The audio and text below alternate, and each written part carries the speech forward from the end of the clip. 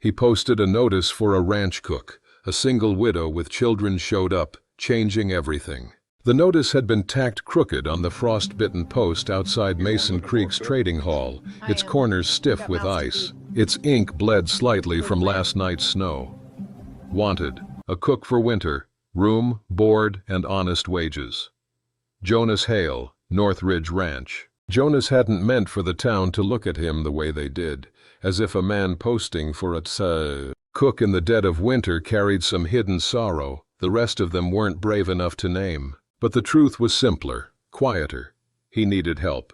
The ranch needed hands. And winter needed company. That morning, the cold was a living thing, breathing slow against the land.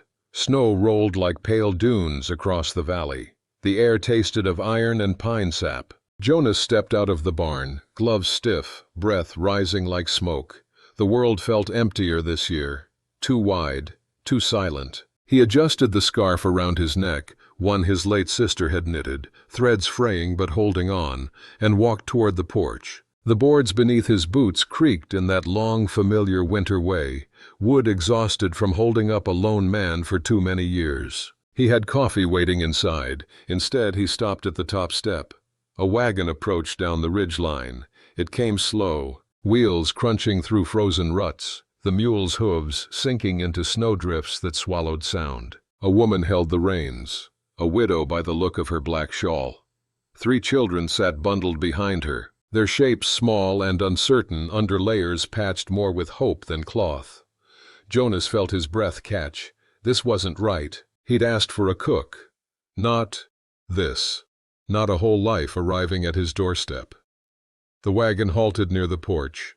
The woman didn't speak at first. She simply looked at him the way winter looks at a man who has tried too long to live alone. Quiet, assessing, a touch forgiving. Then she climbed down, boots sinking into the snow. Up close, she looked young, early 30s maybe, but winter had left its handwriting on her. Pale cheeks wind-burned raw, eyes that carried fires long tended, shoulders that had learned to bear weight without complaint. Snow melted against the tips of her lashes. She cleared her throat. "Sir, I'm Clara Dawson." Her voice was soft but steady, shaped by someone who'd been forced to speak strength even when she didn't feel it. "I heard you posted for a cook." Jonas opened his mouth, but the words snagged. Her children climbed down, 2 boys, 1 girl, bundled so tight they looked like small moving quilts. The youngest held a burlap sack that clinked with something metallic, maybe pots, maybe keepsakes. The oldest boy stood near his mother, chin lifted in a brave sort of way. Jonas forced his voice steady. I did, but I wasn't expectin'." "A family?" Clara finished, not flinching. He nodded. She swallowed once, hands tightening on her shawl. "My husband passed 6 months ago. We stayed as long as we could with his brother's people, but winter, well, it's kinder to some than others. They asked us to move on." She lifted her chin, a small, quiet rebellion. "I work hard. I don't ask charity. We can sleep in the barn if needed, but my children need warmth. If you'll have us, I can cook, mend, wash, and work the kitchen from dawn to night." The wind pushed between them then, cold enough to sting, cold enough to decide things for a man.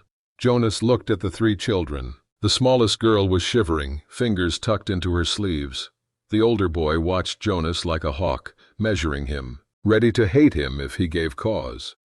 Then Jonas looked back at Clara.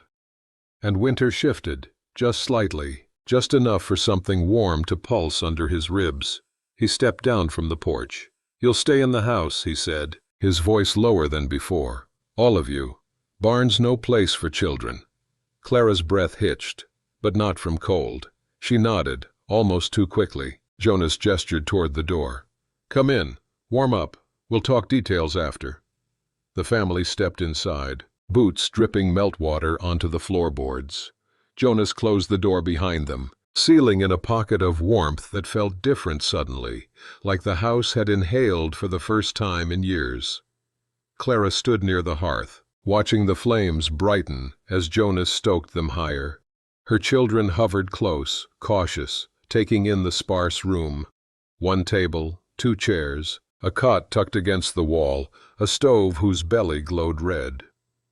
"This place is small," Jonas murmured. Clara shook her head.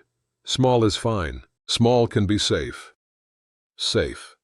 The word felt like a forgotten language. Outside, snow thickened, drifting against the windows like slow, white tides. The ranch, accustomed to winter silence, now held new breaths, new heartbeats. Jonas stood there, unsure what exactly had just changed, only that something had. Something quiet.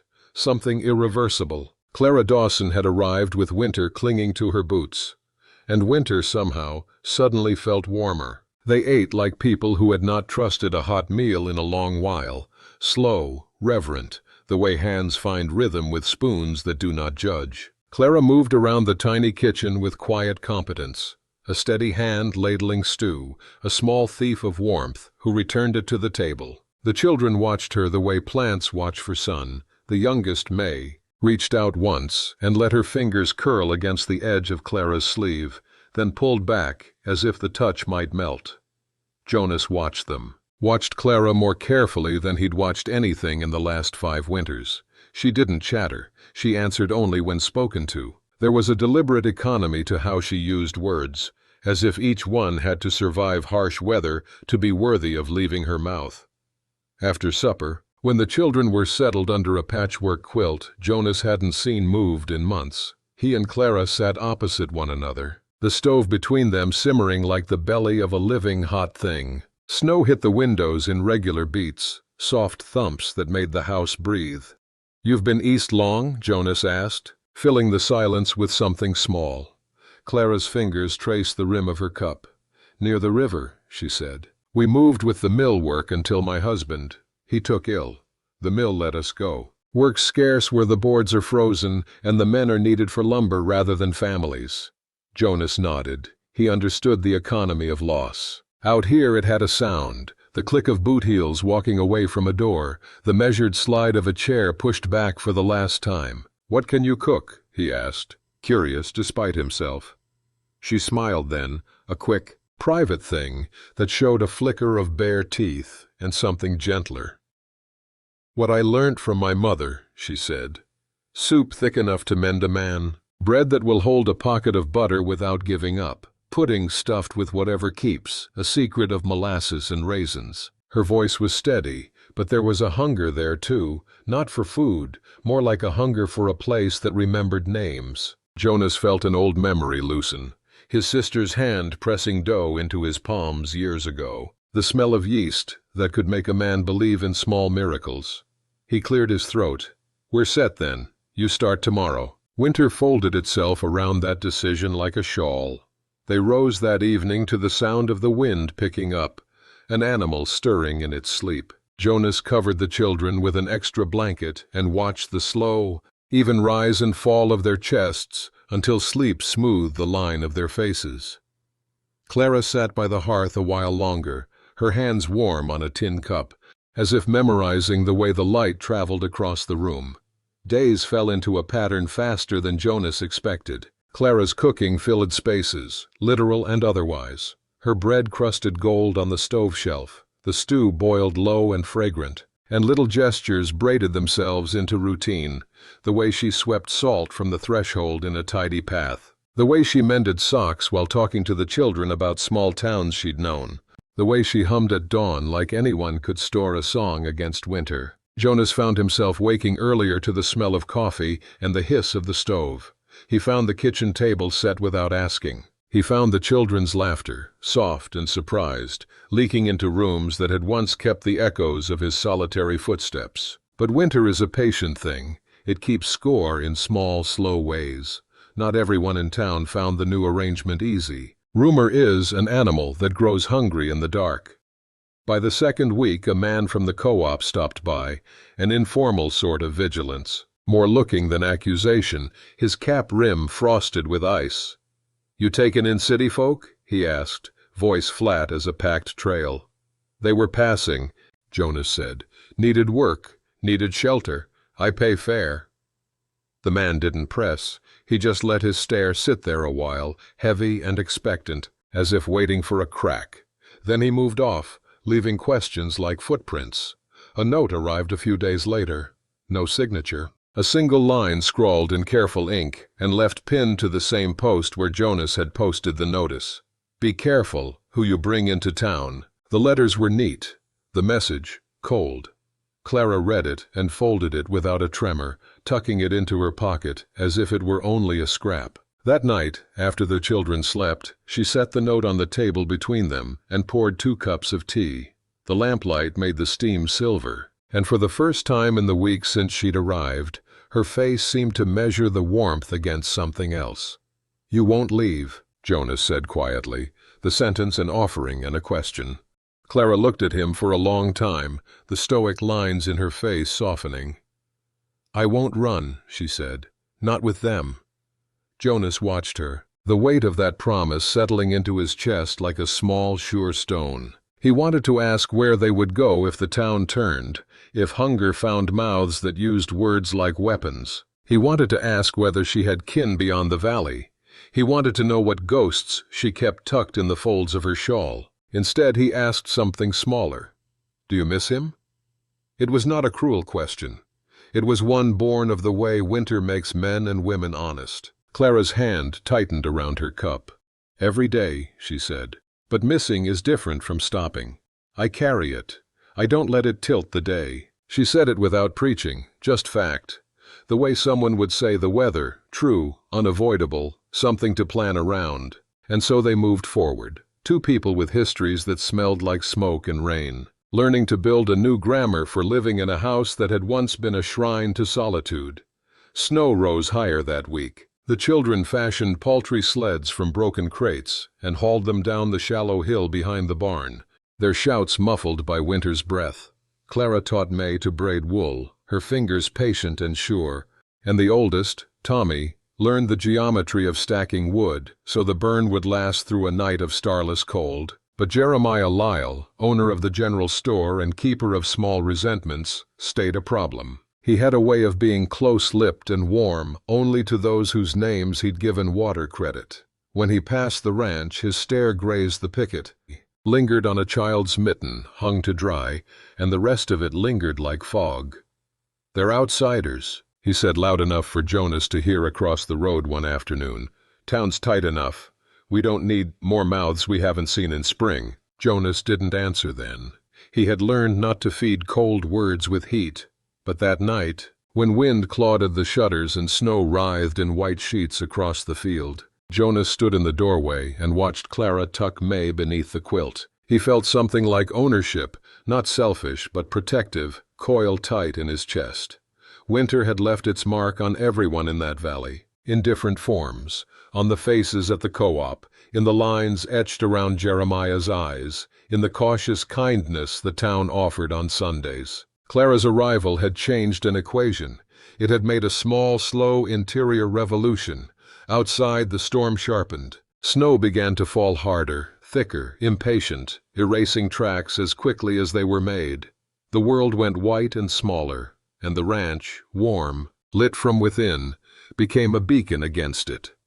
Jonas closed the door, latched it, and set the bolt with a hand that was steady now for 2 reasons. The weather required it, and something else did too. Something he could not yet name, but that felt, more and more, like belonging.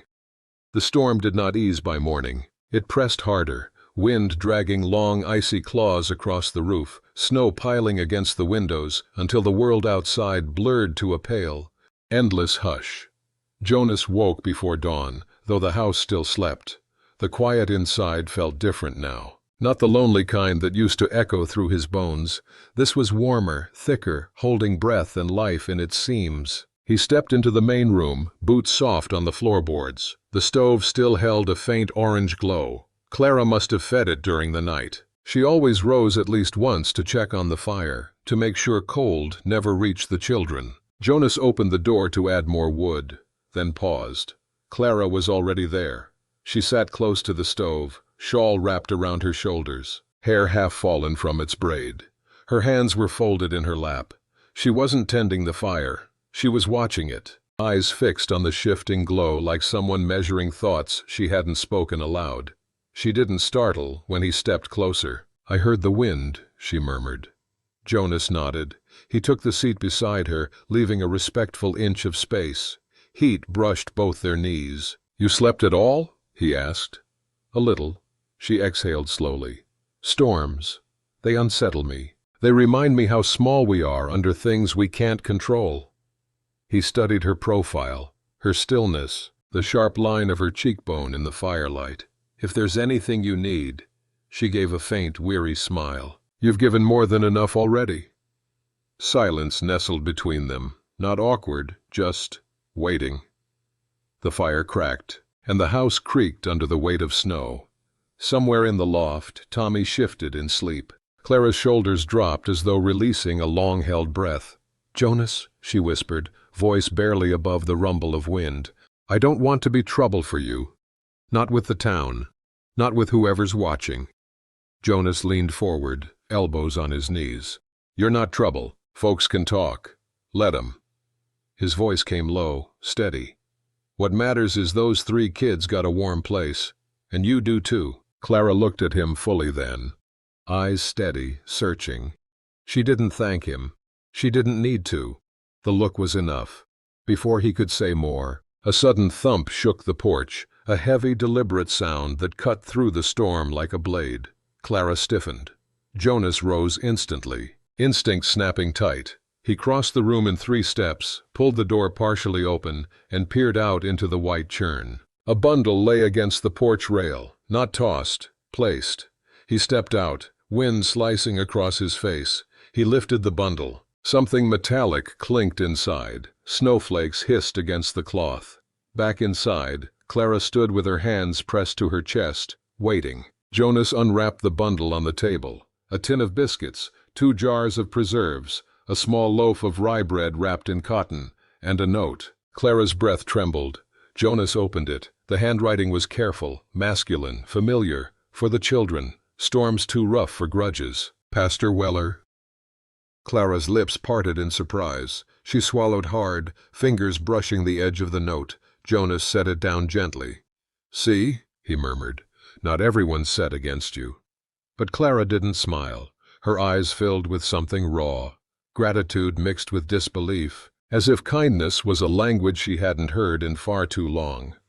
The children woke soon after, drawn by the smell of bread warming on the stove. May ran to Clara, arms lifted, and Clara bent to sweep her up, pressing a kiss to her cold cheek.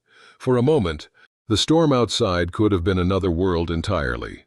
Later, as Jonas pulled on his coat to fix the fence beam that had cracked under wind pressure, Clara touched his arm lightly. "Be careful," she said. It was the first time she'd spoken to him like someone afraid of losing him. Outside, the wind pushed him sideways, snow needling his face. He worked fast, breath steaming in hard bursts. The ranch felt smaller under the winter sky, like the storm had swallowed the horizon whole. As he hammered the new brace into place, something moved at the edge of the property. A dark shape against the pale swell of snow, a man on horseback, watching. Jonas straightened slowly, hand drifting toward the rifle propped against the post. But the rider didn't approach, didn't call out, didn't turn away either. He just watched, face hidden under a hat brim heavy with frost. Then, just as slowly as he'd appeared, he nudged his horse and drifted back into the storm, swallowed by white. Jonas's pulse thudded in his ears. A different kind of cold seeped into him, one not made of winter, but of anticipation. When he returned to the house, snow shaking from his coat in heavy clumps, Clara saw something in his eyes and went still. "What is it?" she whispered. Jonas shut the door tight behind him. "Someone was out there." Clara's face blanched. "From town?" "I don't know." His jaw worked. "Didn't look like anyone local." Silence grew thick again. Clara pulled her shawl tighter. "Jonas, we didn't come here with secrets. But trouble sometimes follows even when we've done nothing to deserve it." He stepped closer, lowering his voice. "Whatever's following, it'll have to get through me first." Clara didn't look away, didn't flinch. She only nodded once, slowly, as if accepting a pact she never asked for but desperately needed. Outside, the storm raged on. Inside, the house held its warmth tighter. And somewhere between wind and silence, the warning had been given. Winter never brings strangers without reason. By dusk, the storm had settled into a quieter fury, wind no longer clawing, just whispering along the eaves like a warning trying to remember its own name. Jonas kept checking the windows, though frost blurred the world outside into a pale, trembling sheet. Clara moved about the kitchen with purposeful calm, but every now and then her eyes flicked toward the door, toward the dark. The children sensed it too. Tommy sat near the hearth whittling a small block of pine, but his cuts were too cautious, too slow for a boy his age. May held her rag doll with both hands, as if protecting it from something that hadn't entered the house yet, but was already breathing against its walls. Clara finally set her wooden spoon down. "Jonas," she said softly, "whoever that man was, do you think he'll return?" Jonas didn't sugarcoat things. He never had, not even when the truth carried a chill colder than the weather. "Riders don't wander in storms unless they've got reason," he said. And he had reason. Clara pressed her hands together, knuckles blanching. "If it's someone from our past—" "It doesn't matter whose past," Jonas cut in before she spiraled. "He won't get through this family, not now, not while you're under my roof." Something in his voice startled her, firm, steady, almost like a vow. They ate supper quietly, too quietly. Every small sound sharpened. Spoons tapping bowls, wind brushing the windows, the faint crackle of wood settling under its own embers. Jonas sat with his back to the door, body coiled with a readiness he didn't bother hiding. Clara watched him once, just long enough for their eyes to meet, and soften. When the children were finally settled for sleep, Jonas moved to check the latch again. But when he reached for the door, Clara stepped toward him. "Jonas," she whispered, "you're trembling." He hadn't realized he was. Winter sank into a man without asking permission. Sometimes fear did too. Clara reached for his hands, hesitated, then took them, palms rough against her own worn ones. The warmth between them was small but real. "You're not alone anymore," she said. It was a simple thing. But simple things, in winter, were often the strongest. He didn't answer with words. He only nodded, holding her hands a second longer than necessity allowed. Much later, after Clara had gone to bed and the children's breaths filled the house like a soft tide, Jonas kept watch at the table, lamp dimmed low. His rifle lay across his lap. The fire whispered behind him, and then a sound, soft, muted, wrong. Snow crunching under deliberate steps. Jonas rose silently, heart slowing into something dangerous. He moved to the window, wiped a small circle of frost from the glass, and leaned close. A figure stood near the barn, not the rider from before. This one walked, tall, wrapped in a heavy coat, face shadowed beneath a brim. He lifted a lantern, yellow light glowing through the snow like a sick star. Jonas opened the door just a crack. The cold rushed in. "Who's there?" he called, voice low but carrying. The figure moved closer, stopping just beyond the porch light. Snowflakes drifted between them. "You Jonas Hale?" the man asked. Jonas stiffened. "Who's asking?" The stranger exhaled, breath fogging the air. He lowered the lantern slightly, revealing eyes that held the cold too comfortably. "I'm looking for a woman named Clara Dawson," he said, "and her 3 young ones." The wind died. The world narrowed. Jonas's hand slid toward the rifle leaning beside the wall. "And why," Jonas said, voice like flint, "would you be looking for them in a storm like this?" The man didn't smile, didn't blink. "Because," he said quietly, "her husband sent me." Behind Jonas, the house seemed to hold its breath. Clara's footsteps stopping somewhere in the hallway, the children shifting in sleep, the fire shrinking to a single glowing ember. Winter had finally delivered its reason. Jonas didn't breathe at first. The words sat between them like a lit match in a dry field. Clara's husband. Dead 6 months. By her own shaking confession, by the burden she carried in the way her voice thinned whenever she spoke of him. Jonas stepped fully onto the porch, shutting the door behind him so the children wouldn't hear the wind carry pieces of this conversation. "She told me her husband passed," Jonas said, jaw tight. The stranger's eyes flicked once, almost pitying. "Past the law, maybe, past the bottle, but passed from this world? No, sir, Not yet. Jonas felt the cold punch deeper. State your name. The man lowered his lantern. Snow stung his coat, hissed on the metal frame. Elias Marin. I'm her husband's brother. A long pause. Jonas had never met the man, but the shape of him, the tight jaw, the hollowed cheeks, the caution in his stance, felt carved from the same circumstances that shaped Clara.